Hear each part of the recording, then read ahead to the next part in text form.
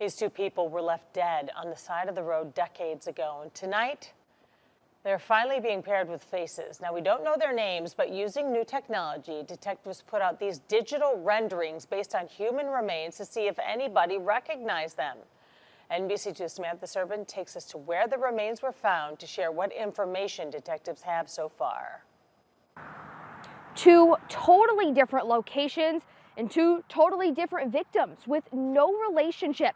This is the first time we're seeing their faces. This man found here on Zemel Road in 2002. Back up a little further. In 1980, detectives were here on Ackline Road where they found this woman's remains. More than 40 years ago, along these railroad tracks, a skeleton lay with only the rings left on her fingers. Found it to be a female.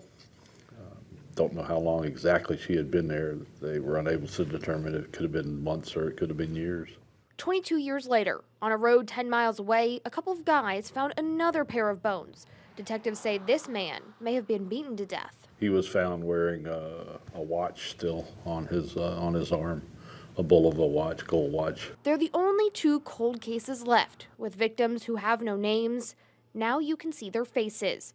A rendering forensic artists made to show what they may have looked like, a major upgrade from previous imaging. I think they had done a clay model back in the 90s, which, as you know, never looks like anything except a clay model. Mike Vogel and Mike Gandy are hoping you'll recognize one of these faces to give the victims a name, detectives a lead, and the families closure.